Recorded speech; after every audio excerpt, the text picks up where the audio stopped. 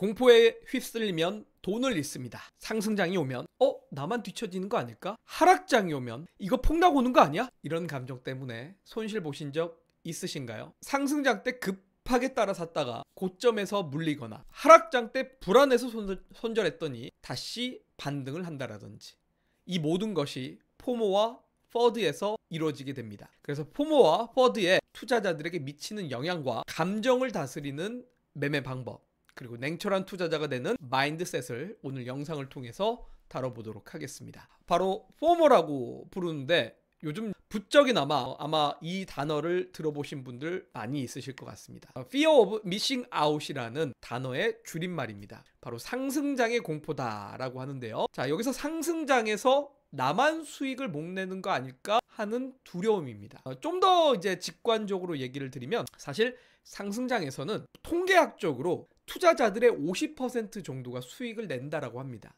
하지만 상승장보다도 더 심한 거는 횡보, 박스장에서는 수익을 보는 투자자들이 20%가 되지 않는데, 이때 보통 급등주, 테마주들이 갑자기 급등을 하면서 그런 것들을 따라갔다가 고점에서 물리는 경우들이 많이 발생을 합니다. 자, 왜냐면 나는 분명히 주변 사람들의 소문을 듣고 에이 그거 설마 올라가겠어 라는 처음에는 의심을 갖게 됩니다.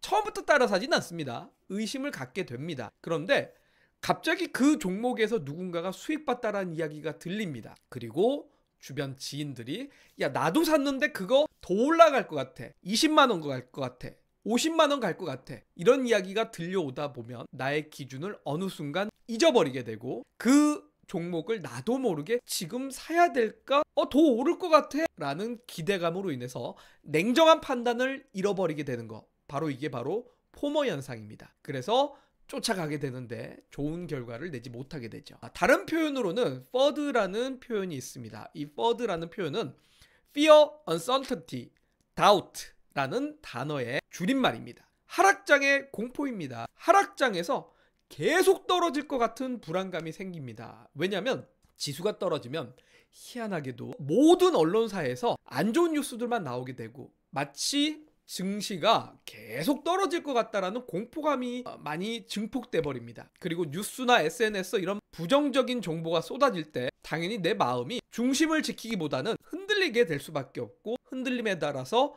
패닉셀, 바로 투매를 던지면서 매도를 할 수밖에 없습니다. 자, 그런데 꼭 희한하게 이럴 때 증시가 반등을 하거나 주가가 반등을 해버리면 좌절을 겪게 되죠. 대표적으로 예시를 들자면 2024년 12월 바로 우리나라의 정부에서 계엄령 사태라는 게 발생을 했고 증시가 폭락을 했었습니다.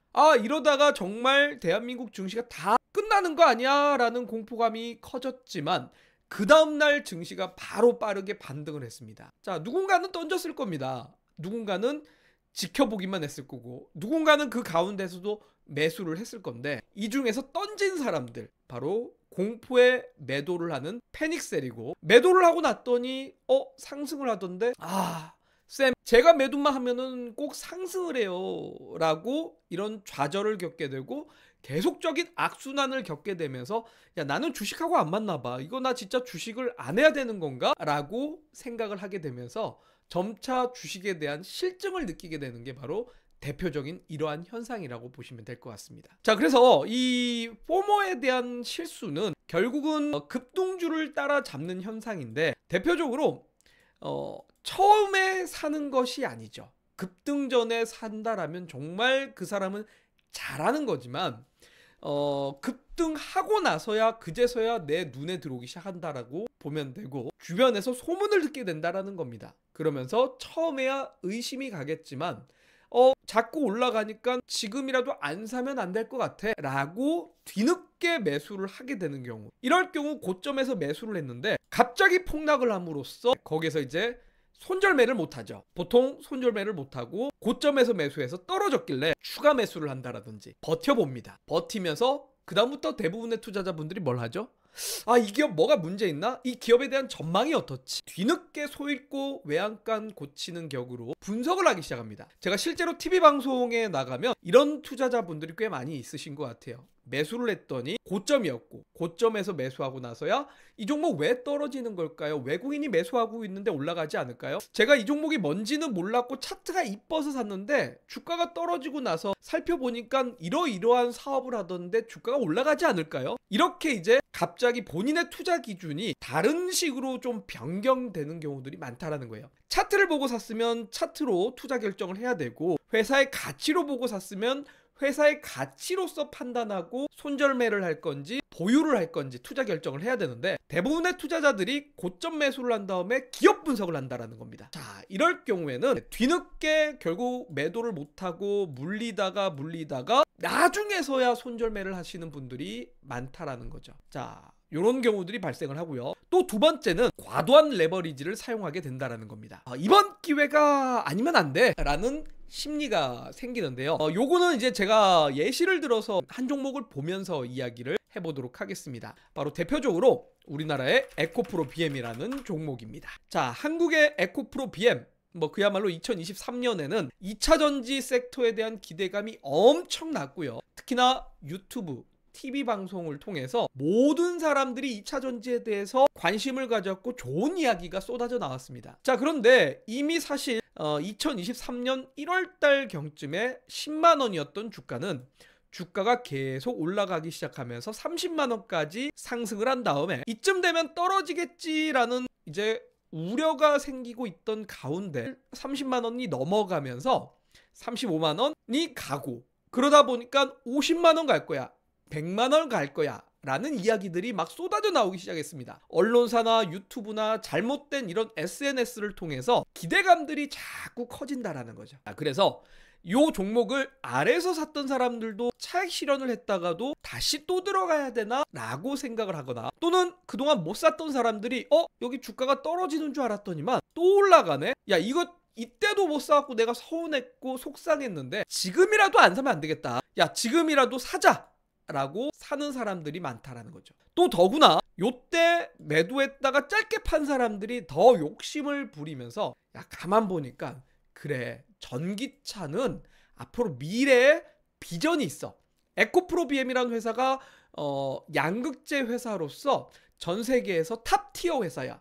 그래, 우리나라만큼 이렇게 잘하는 기업이 없을 텐데 에코프로 BM이 삼성전자보다도 더 잘 나갈 것 같아, 이런 허구가 막 생기기 시작하고 50만 원, 100만 원까지 갈 거다라는 기대감 때문에, 자, 일찍 팔았던 사람들은 뒤늦게 진입을 하면서 레버리지를 쓰게 됩니다. 자, 여기서 레버리지라는 건 뭡니까? 은행에서 대출을 받는다라든지, 또는 증권사에서 신용을 땡겨 쓴다라든지, 또는 미수를 땡겨 쓰거나 스탁론을 써가지고 끌고 와가지고 매수를 합니다. 자, 그런데 주가가 어떻게 됩니까? 더 올라가죠. 더 올라가면서 야 더 태워야겠다, 48만 원 간 거 보니 50만 원 가겠는데, 야 50만 원 넘었어, 이거는 100만 원 갈 자리야 라고 생각을 하다 보니까 과도한 레버리지를 쓰게 되고, 이번 기회가 놓치면 안 된다라는 생각으로 빚내서 투자를 하지만 결국 단기 변동성이 크게 떨어지기 시작하면서 그 다음부터 바로 문제가 발생을 하기 시작합니다.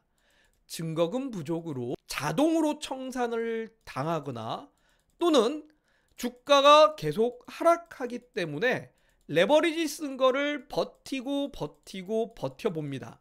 그리고 남은 물량을 가지고도 추가 매수를 하면서, 야 요거 조정 나왔으니 다시 한번 또 올라갈 것 같아 라는 기대감으로 투자를 하지만 결국은 계속 하락이 나오기 시작하면서 손실폭이 확대되는 경우들이 많아지게 됩니다.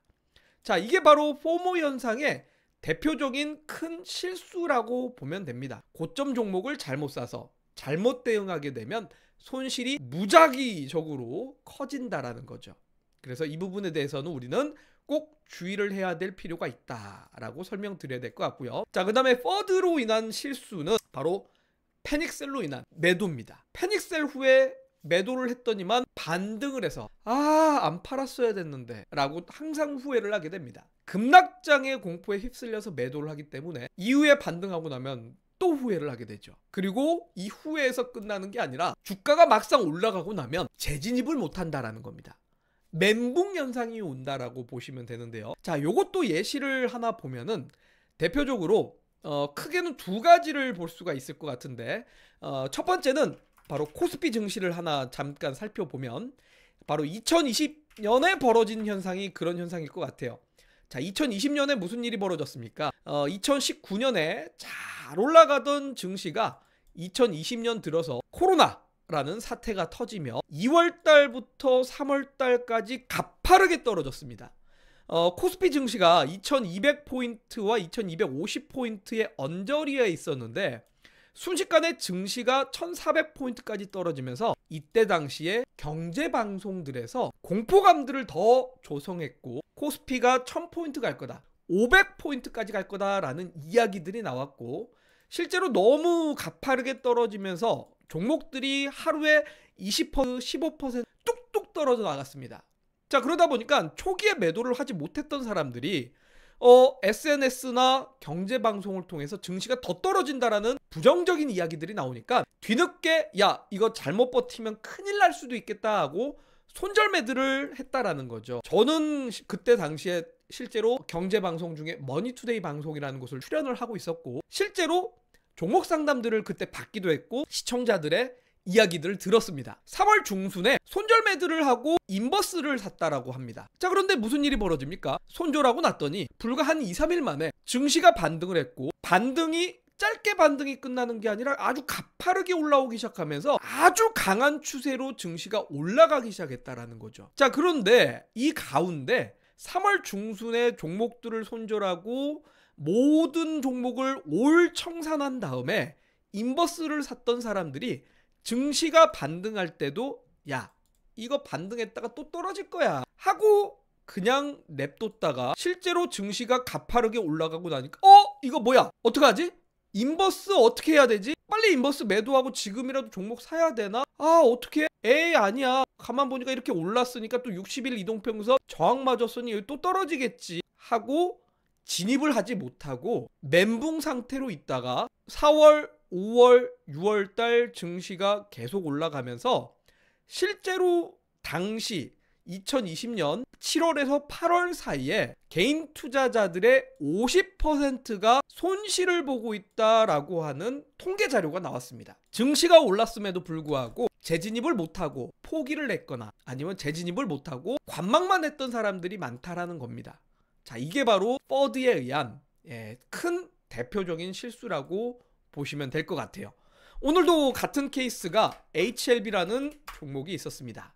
자, HLB라는 종목이 장중에 개장하자마자 21% 급락이 나왔습니다. 급락의 이유가 뭐냐? 실제로 공식적인 언론 보도는 없었는데 주변에 소문이 돌기 시작하면서 오늘 HLB가 잘못된 것 같다, 소문이 떠돌기 시작했다라는 거죠. 소문이 떠돌고 있는 가운데서 HLB의 공식적인 발표에서 FDA 결정이 임박하면서 악성 루머가 돌고 있다. 신약 승인일이 다가올수록 루머가 더 기승부릴 것으로 생각한다라고 하면서 악성 루머에 강경한 대응을 하겠다라는 공지사항을 발표를 했고 급락했던 주가가 갑자기 이제 급반등을 했습니다. 자, 급락할 때는 어떻게 사람들이 했을까요? 큰일 났다. 야, 제약바이오 또 박살나는구나.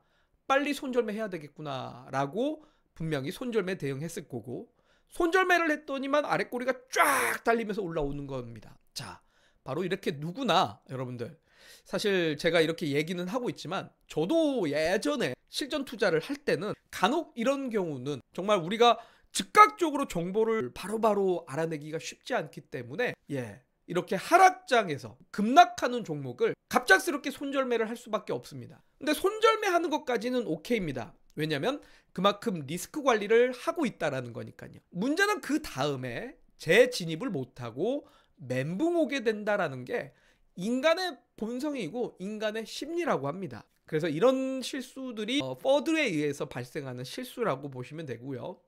또한 이제 상승장이 나옴에도 불구하고 에이, 하락 나올 거야 라고 하다가 반등하면서 손실이 더 커지는 경우, 앞서 인버스를 샀다가 손실이 더 커지는 경우, 이런 것들에 대한 주의를 해야 됩니다. 자, 그래서 저는 개인적으로는 지수의 하락 배팅은 웬만해서는 안 하는 게 좋다라고 생각됩니다. 우리나라가 물론 작년에 2024년에 증시가 하락을 좀 길게 하면서 투자자들의 공포감과 실망감을 줬던 건 사실이지만 인버스를 잘못 사서 저는 오히려 수익을 보는 사람들보다 손실을 봤던 사람들을 더 많이 본 것 같아요. 그래서 저는 하락 베팅은 웬만해서는 안 하는 게 좋다라는 생각이 듭니다. 자, 그래서 우리가 이런 식으로 포워드와 포모에 대한 정의와 대표적인 실수들을 좀 이야기를 해봤는데, 그러면 이런 것들을 어떻게 극복을 해야 될 것이냐? 결국 포모에 대한 극복은 급등주에 대한 진입 기준을 세워야 됩니다.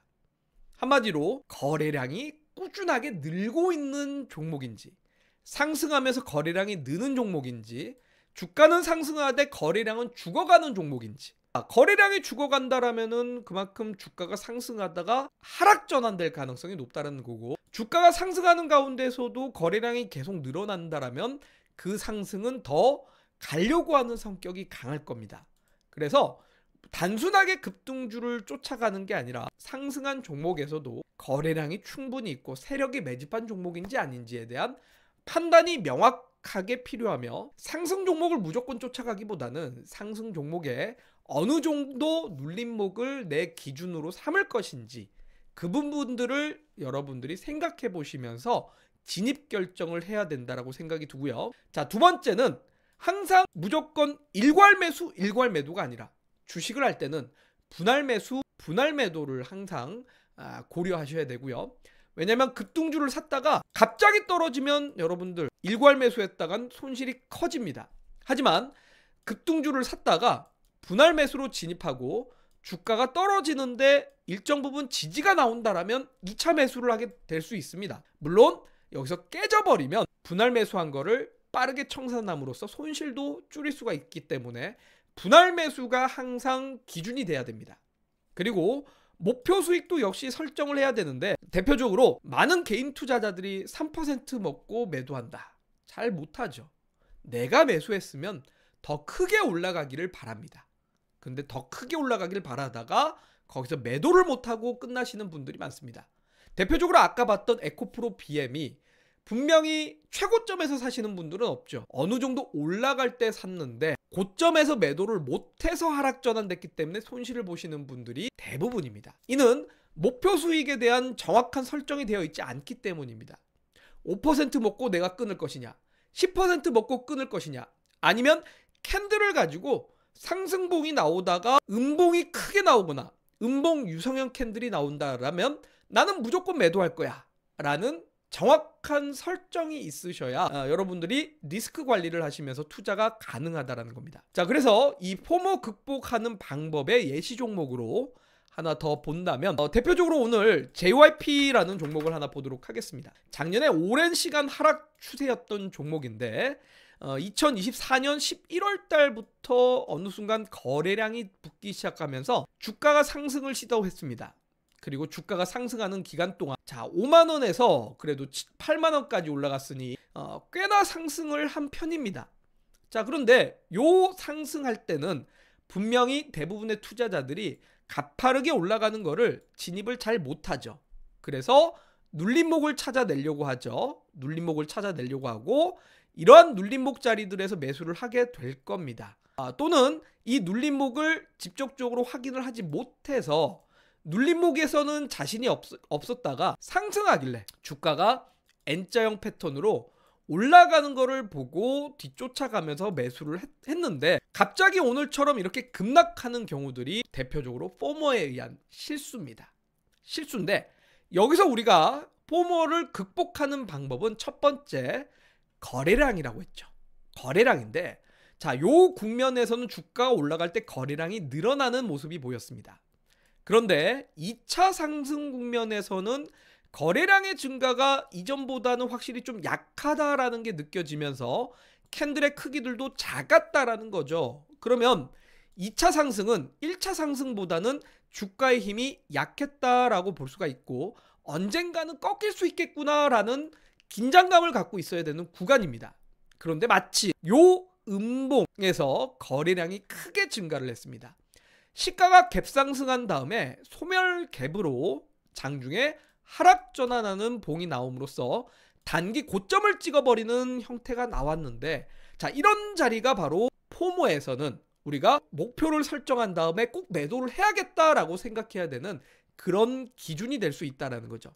거래량도 크게 증가하지 않은 상태에서 음봉이 강하게 쏟아져 나오는 구간을 목표로 설정한다면 이렇게 주가가 하락할 때 손절매를 못한다라든지 또는 고점 매수해서 떨어졌는데 이거 어떡하지? 버텨야 되나? 그래도 일정 부분 떨어졌다가 반등하겠지라는 막연한 기대감 갖고 투자를 하지 않는다라는 겁니다. 자, 그래서 이런 것이 바로 포모를 극복하는 방법이다라는 점 참고를 하셨으면 좋겠고요. 자, 두 번째는 퍼드를 극복하는 방법입니다. 자, 하락장에서 흔들리지 않는 방법은 뭘까요? 증시가 하락하고 시장이 하락하고 종목들이 하락하면 공포감이 생길 수밖에 없습니다. 저도 주식을 오래 했지만 간혹 시장이 막 떨어질 때는 스트레스 받으면서 가끔 어떻게 해야 되지라는 주관적인 이 혼란이 오긴 또 합니다. 그런데 이럴 때는 그냥 커피 한 잔 탁 마시고 다시 종목 차트를 보시는 겁니다.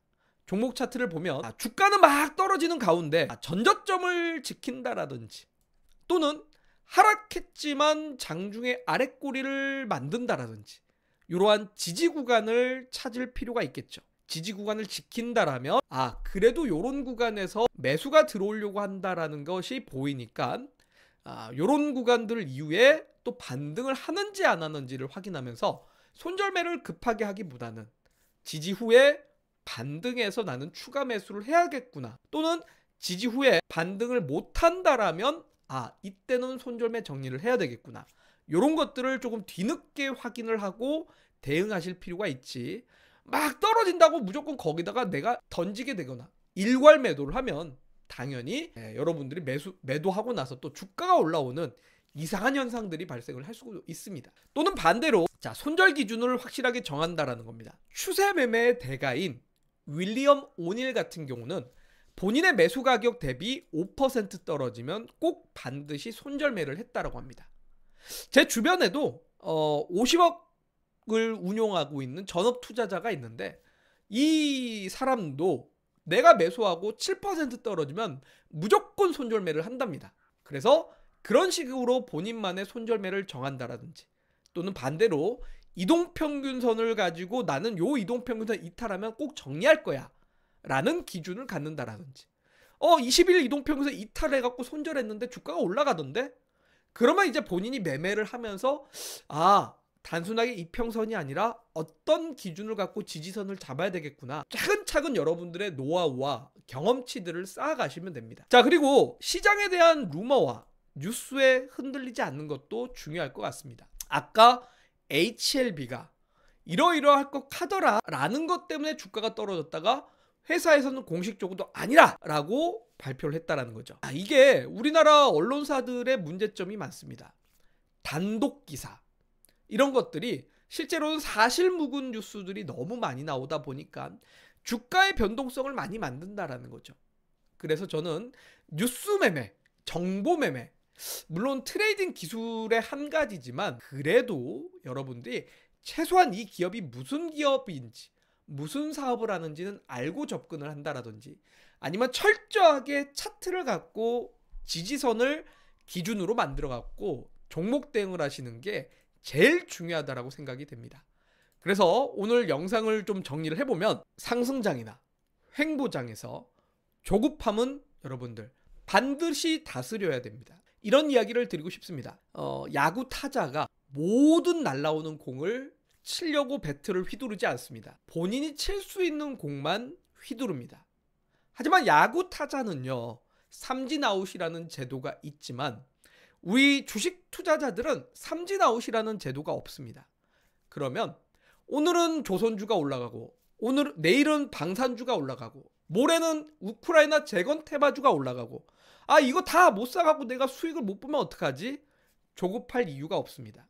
여러분들이 자신 있는 공이 날라올 때만 배트를 휘두르면 됩니다. 내가 자신도 없는데 괜히 배트를 휘둘렀다가 손실 보는 게 더 최악입니다.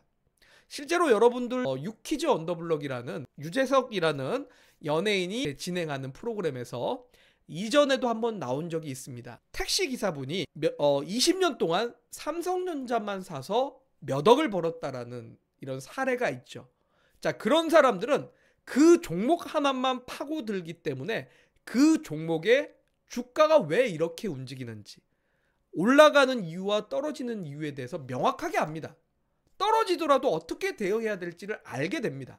그 이유는 그 종목만 팠기 때문입니다. 그래서 저는 여러분들이 한 종목만 매매를 해라가 아니라 여러분들이 자신 있는, 여러분들의 기준에 맞는 것만 매매를 해도 충분하다라고 생각이 되고요. 자, 두 번째는 퍼드입니다. 사실 첫 번째보다 두 번째 하락장에서 감정적인 손절매를 하시는 분들도 생각보다 많기 때문에 항상 감정적인 결정을 피하시는 게 중요하고, 이러한 것들을 결국 다스리려면 투자 원칙을 명확하게 만들고 손절 기준을 여러분들이 자신만의 기준을 만들어서 공포를 극복하시면 아마 투자하시는데 도움이 되실 것 같습니다. 자, 투자를 하면서 정말 심리적인 부분도 중요합니다. 여러분들의 심리를 어떻게 다스릴지 오늘 영상을 통해서 도움이 되시길 바라도록 하겠습니다.